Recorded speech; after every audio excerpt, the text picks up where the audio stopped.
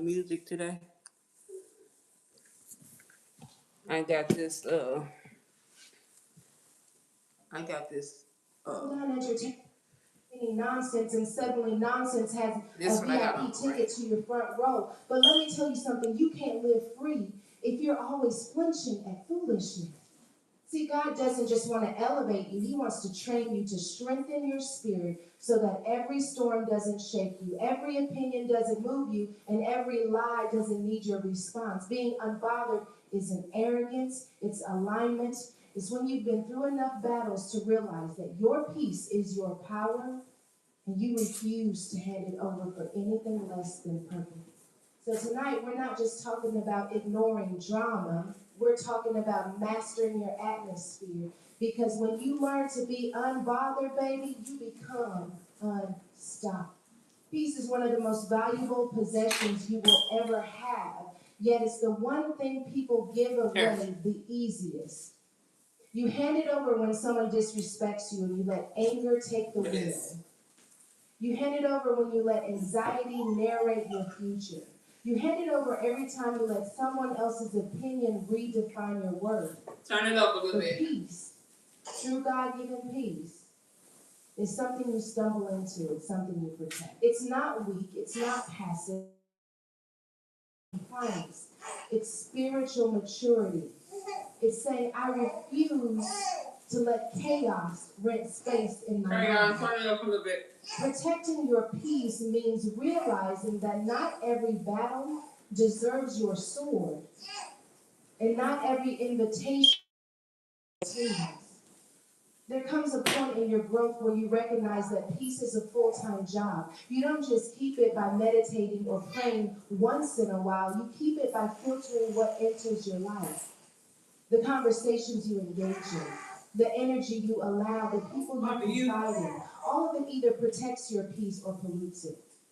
Some of us keep praying for peace while still entertaining the very environments that rob it. You can't pray for calm and keep feeding your chaos. Protecting your peace means setting boundaries that feel uncomfortable at first, but are necessary for your survival. Because every time you say yes to something that drains you, you say no to the strength you need for your purpose. Peace isn't the absence of noise. It's the discipline to not let the noise move you. There's always going to be something trying to steal it. A rumor, a disappointment, a delay, a betrayal. But peace doesn't mean pretending everything's fine. It means standing firm when everything isn't. It's when the storm rages, but you still sleep in the boat because you know who's on board with you. Protecting your peace is learning to operate from a posture of trust, not control. You can't have peace if you're always trying to fix what only God can handle. Control is heavy, peace is light. When you stop trying to control outcomes, people, and timing, you make room for peace to settle in. Sometimes protecting your peace means walking away from what you once begged for. It means accepting that not everyone can go with you, not because they're bad, but because your peace costs more than their comfort. There are people who thrive off your chaos because your peace makes them confront their own lack of it. That's why you have to stop explaining your calm to people who prefer confusion. You owe no one access to your spirit just because they've had access to your past. When God starts healing you, He'll also start separating you. And the separation is never about arrogance, it's about preservation. You can't build a sanctuary around your soul if you keep letting toxic energy through the front door. Protecting your peace looks like choosing silence over proving a point. It looks like choosing prayer over panic. It looks like responding with grace when your ego wants revenge. It's not glamorous. Sometimes it feels lonely. Because peace requires stillness, and stillness will often expose what busyness used to hide. You'll start to realize how much of your life was noise disguised as necessity. And that's when you learn peace is expensive because it demands transformation. It requires you to unlearn the need to always be right, to always be seen, to always be included. When your peace is real, you no longer chase validation, you carry conviction. You have to train your spirit to detect what disturbs your peace early.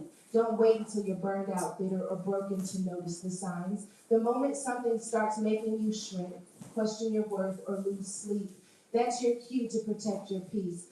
That's not selfish, that's stewardship. God gave you peace as a promise, not as a luxury. My peace I give to you. He said, not the world's kind, not temporary calm, but divine stillness that lives beneath the chaos. But it's your responsibility to guard it.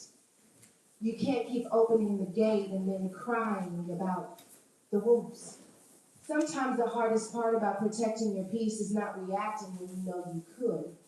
You could clap back, you could expose, you could set the record straight, but peace whispers, let it go. Because every time you choose reaction over restraint, you forfeit your spiritual power. People who are led by peace don't need to prove their point. They let time and truth do the talking. When your peace is protected, you don't get easily offended. You start to see things differently. You recognize that some people are projecting, some problems are passing, and some pain is part of your pruning. You stop fighting battles beneath your anointing. Protecting your peace also means managing your environment. There are rooms where your peace will suffocate because the air is filled with competition, comparison, and complaint. You can't breathe purpose in contaminated spaces. Learn to exit quietly. Every time you choose to stay where your spirit feels uneasy, you're teaching your peace to tolerate chaos. And peace that tolerates chaos isn't peace, it's exhaustion in disguise. You need to discern when your assignment in a space has expired, because the longer you stay, the more you'll lose sight of yourself. Peace requires you to walk away gracefully, not bitterly. You don't have to burn bridges. Just stop crossing the ones that lead you back to confusion. Protecting your peace is also about what you let replay in your mind. Some of you have peace, but your thoughts won't let you rest. You keep rehearsing what went wrong, who hurt you, what they said, what you could have done differently. But peace doesn't live in replay, it lives in release. You can't have peace if your mind is stuck in yesterday's pain. You've got to learn how to evict the thoughts that no longer serve your healing. That's why scripture says, be transformed by the renewing of your mind. Transformation is mental before it's visible. Protecting your peace means protecting your thought life. Not every thought deserves your agreement. You've got to challenge the ones that bring anxiety, doubt, or fear, because they are enemies of your peace. When you start to value peace, you also start to value pace. You realize not every opportunity is divine timing. Some of us lose peace because we're rushing what God meant to reveal slowly. Peace allows you to rest while you wait. It's knowing that delay isn't denial, it's development. Peace teaches patience. It teaches surrender. It teaches trust. You begin to understand that if God hasn't opened the door yet, it's because he's still preparing you to walk through it. Protecting your peace means refusing to panic while you're in process. And here's the truth. Peace doesn't always look powerful. Sometimes it looks like silence when you want to scream. Sometimes it looks like choosing joy in uncertainty. Sometimes it looks like minding your business while the world misjudges your motives, but peace has a soundless strength. It grounds you. It keeps you centered. It gives you clarity when emotions would cloud your judgment. You start to realize that the one who guards their peace is always in control, even when nothing else is. So when you protect your peace like it's sacred, you begin to live from a place of divine restraint. You stop chasing what disturbs you. You stop explaining what God is still revealing. You stop allowing temporary people to cause permanent unrest. Because peace is not just a feeling, it's a fortress. It's the mark of someone who's trained, seasoned, and surrendered enough to know that chaos doesn't deserve their energy. And when your peace becomes sacred, nothing and no one can snatch it unless you hand it over. Emotions are powerful, but if you don't master them, they'll master you. You can't be led by your feelings and expect to live by faith at the same time. Feelings are real, yes, but they aren't always true. They fluctuate with your circumstances. They react to your environment, and they shift with your season. One moment you're motivated, the next you're discouraged. One day you feel confident, the next you question everything about yourself. That's why mastering your emotions isn't about suppressing them. It's about stewarding them. It's about understanding that emotions were never meant to drive the car. They're meant to sit in the passenger seat. You acknowledge them, you listen to them, but you don't let them take control of the wheel. When you start maturing spiritually, you realize that not every feeling deserves a response. Some feelings are momentary visitors that show up to test your discipline. Anger shows up to see if you'll let your mouth move before your mind catches up. Fear shows up to see if you'll let it rewrite the script of your faith. Insecurity shows up to see if you'll shrink or stand tall in what God already said about you. Mastering your emotions means learning to pause before you participate. It means taking a breath before reacting, because emotional impulsivity can destroy what spiritual maturity is trying to build. Your emotions are indicators, not dictators. They tell you something about your internal state, but they don't get to tell you who you are.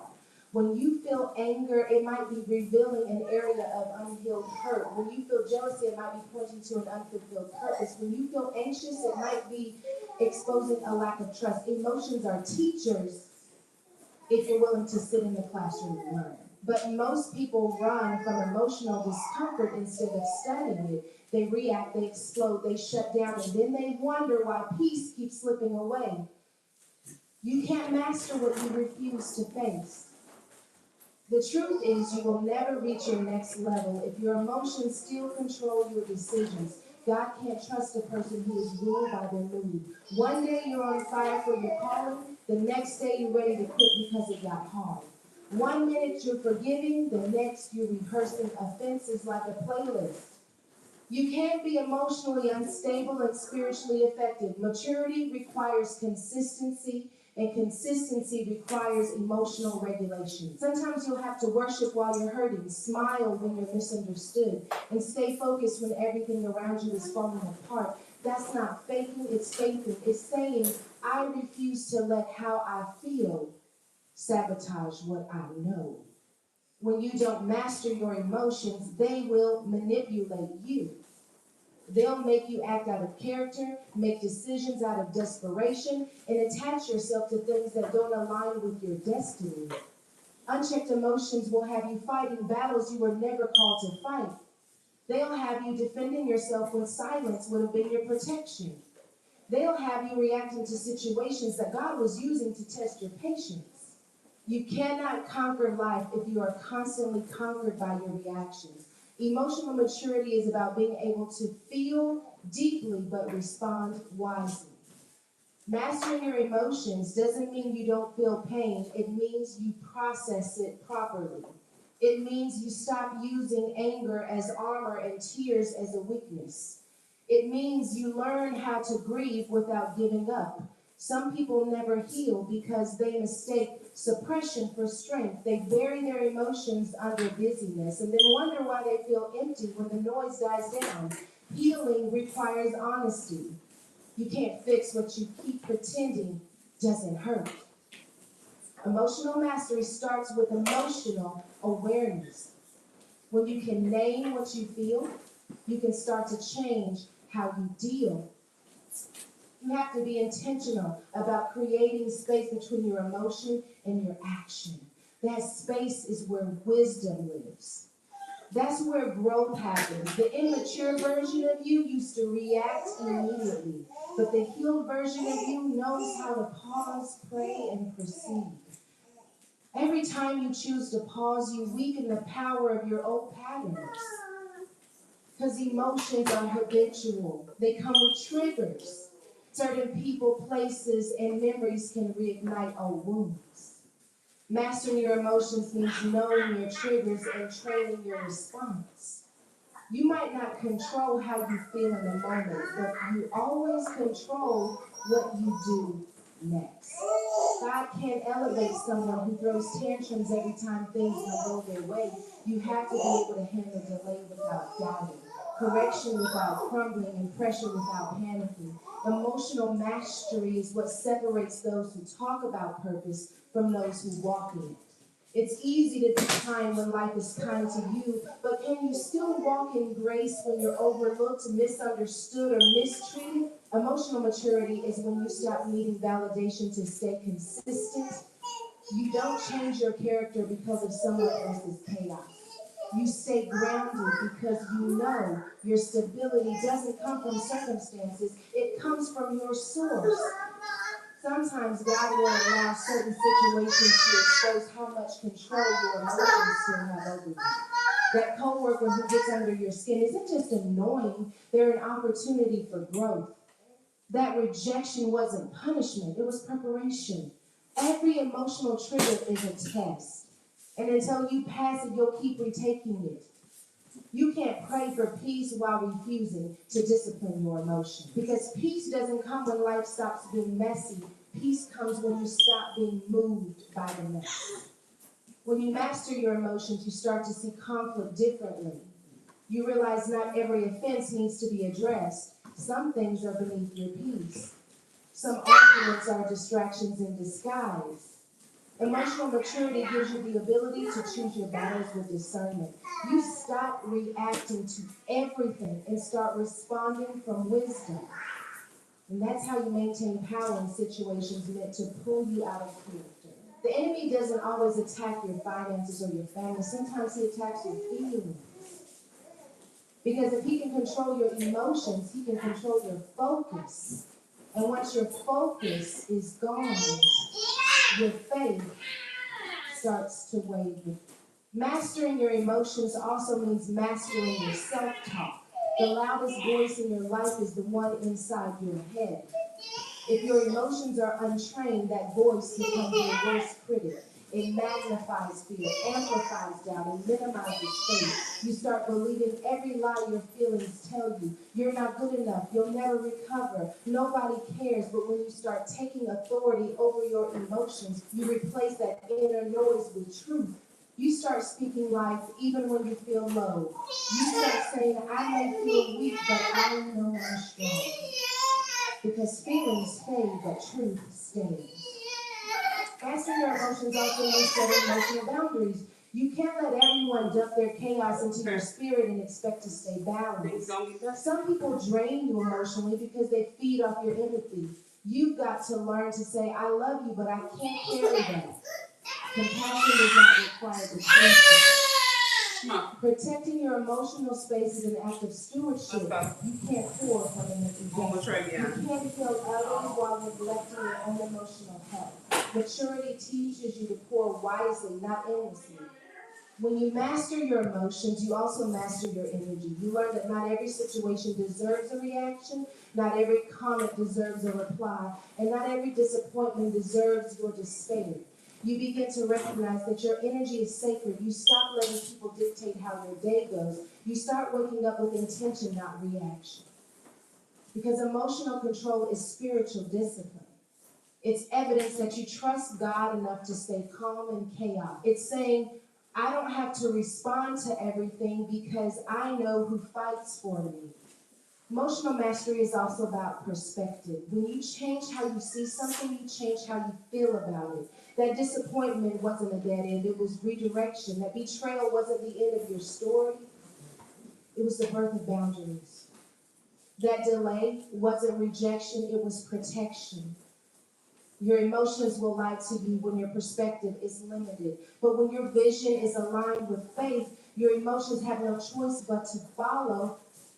You start living by what you know, not by what you feel. Mastering your emotions doesn't happen overnight. It's a daily decision. Every day you wake up and choose discipline over drama. You choose growth over reaction. You choose to respond from peace instead of pain. Some days you'll get it right, some days you won't, but even that awareness is growth because mastery is built in moments. It's the moment you want to lash out, but you stay silent. The moment you feel anxious, but you choose prayer. The moment you feel overwhelmed, but you remind yourself, this too shall pass. Every time you do that, you strengthen your emotional muscle. Eventually, you become unshakable, not because life got easier, but because your emotions stop running the show. You still feel everything, pain, fear, joy, disappointment, but you don't live from it. You live above it. You learn that emotions are messengers, not masters. And when you finally get there, when you can look at a storm and stay still, when you can feel the fire and not burn, when you can be hurt and still love, that's when you know you've truly learned to master your emotions before they master you. Silence is one of the most underestimated weapons you'll ever have. People think silence means weakness, but it's often the loudest declaration of strength. Silence doesn't mean you don't know what to say. It means you've learned when not to say it. It's not about having no voice. It's about having discipline with your voice. There's power in withholding a reaction, especially in a world that constantly pressures you to respond. Because silence isn't empty, it's strategy. It's wisdom wrapped in restraint. It's the decision to conserve your peace instead of wasting it on proving a point that doesn't need to be proven. When you reach a certain level of maturity, you realize not every accusation deserves an answer, not every attack requires a defense, and not every invitation to chaos needs your attendance. Silence becomes your filter. You start recognizing that some people aren't looking for truth, they're looking for reaction. And when you give them your reaction, you give them your control. There's a certain power in letting people wonder what you're thinking, what you're planning, what you're praying for. Because the moment you start explaining everything, you give the enemy your blueprint. Some battles are won not by shouting, but by staying still and letting God show what words never could. Silence doesn't mean passivity, it means perspective. You start to see that not every season requires noise. Some of the most powerful transformations happen in quiet places. The caterpillar doesn't announce its cocoon season, yet that's where it becomes what it was meant to be. The seed doesn't make noise underground, but that's where growth happens. Silence is the sacred space between who you were and who you're becoming. It's the place where you learn to listen, not to the crowd, not to the critics, but to God's direction. Because you can't hear divine strategy if you're always distracted by human opinions. Sometimes God will intentionally silence your environment so he can speak to your spirit. He'll remove the applause, mute the noise, and isolate you, not to punish you, but to position you. Because silence is where revelation lives. It's where clarity is born. But we've been conditioned to equate silence with absence. We think if people aren't talking, if doors aren't opening, if things aren't happening, that means God isn't working. But the truth is, he often does his best work in silence. You just can't see it yet because he's still shaking. Do you understand that? You stop panicking when things go quiet. You start to realize that silence isn't a setback, it's a setup. There's also power in the silence of self-control. When you choose not to react, not to defend, not to retaliate, you're not being weak, you're being wise. It takes maturity to stay silent when you have every reason to speak. Because silence doesn't mean you don't know the truth. It means you trust that truth doesn't need you to protect it. You've learned that time will expose what you could never explain. People who misunderstand you today will eventually have to witness what God does through you tomorrow. So you stay quiet, not because you can't speak, but because you don't want to waste your voice on temporary noise. Silence also protects your anointing. The enemy thrives on distraction, and nothing distracts faster than unnecessary words. When you talk too much, you reveal too much. You start giving energy to things that don't deserve your focus. Sometimes you need to keep quiet about your dreams until they're ready to be seen. Not everyone around you is rooting for your breakthrough. Some are waiting for your breakdown. Silence gives you room to build without interference. It's the difference between announcing your plans and executing them, because while people are talking, silence is working. There's a reason Jesus often withdrew to solitary places. It wasn't because he was avoiding people. It was because he understood the importance of silence in sustaining purpose. Every great leader, every visionary, every world changer has learned how to manage moments of silence. The noise of life can make you forget who you are. That's why silence is sacred. It recalibrates your soul. It reminds you of your source. It teaches you to stop performing for people and start aligning with purpose, because when you live for applause, you die by rejection. But when you live from peace, silence becomes your safe place. Learning to be silent also means mastering the art of observation. When you stop talking so much, you start noticing what you once ignored. You see people for who they really are. You hear what isn't being said. You discern the motives behind the movements. Silence sharpens your spiritual senses. It gives you insight that words can't access. And sometimes the reason God tells you to stay quiet is because he wants to show you something that your emotions would have blinded you to if you had reacted too quickly. Silence gives you sight. The silence isn't just external, it's internal too. You can be quiet on the outside and still chaotic on the inside. Internal silence is when your mind stops arguing with your spirit. It's when you stop overthinking every outcome, stop rehearsing every hurt, and stop letting anxiety narrate your future.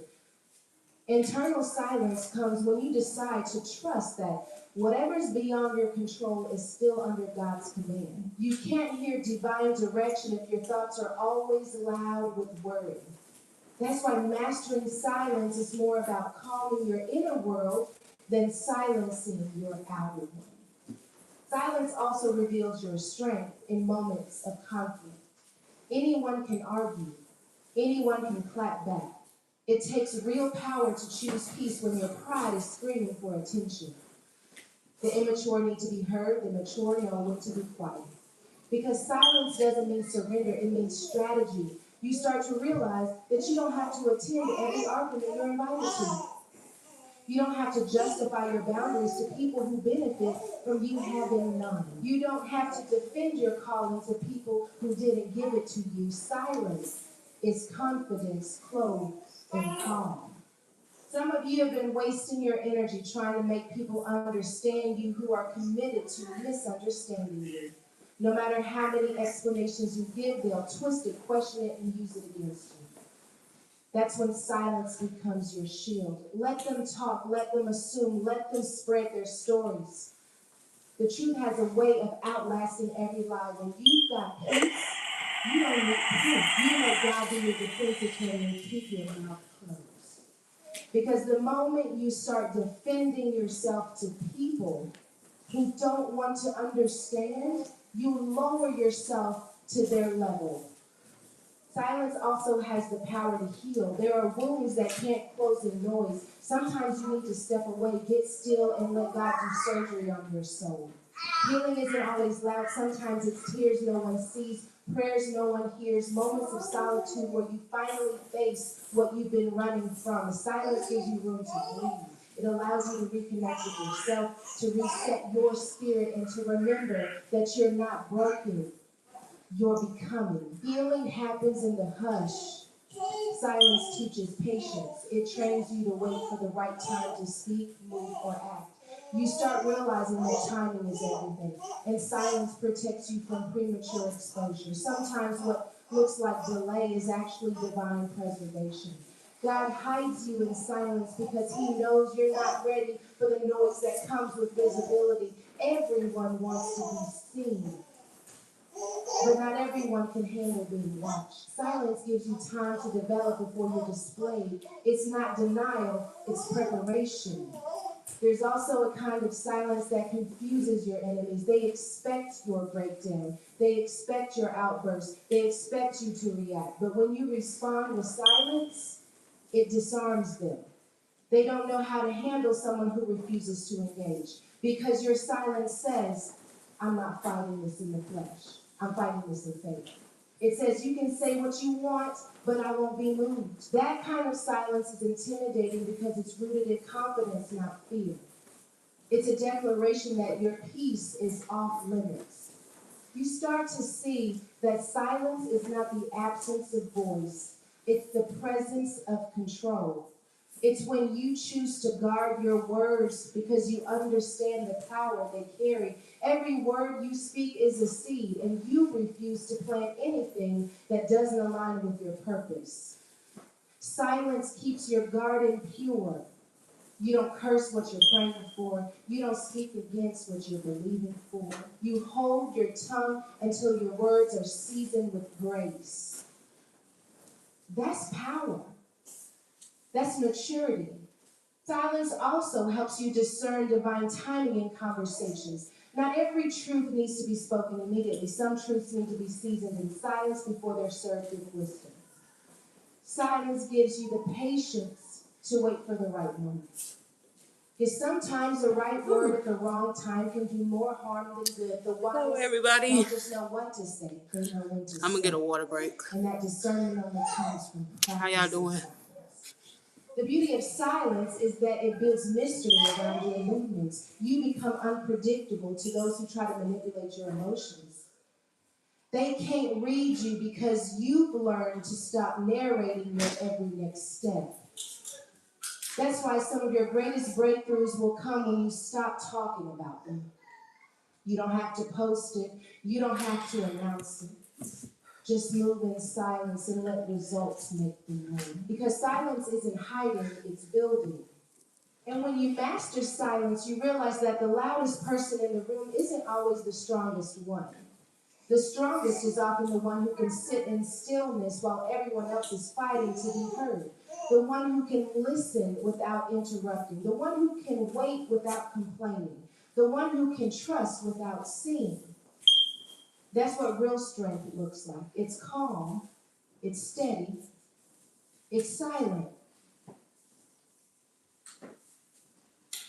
That's the end. Thank you all for joining in. And I hope you enjoyed that. Hope you took some from it. And I'll see you guys later. Bye. But if you don't need it anymore, or just want something different, you can return it. Might want something new. Keep it forever. Return it.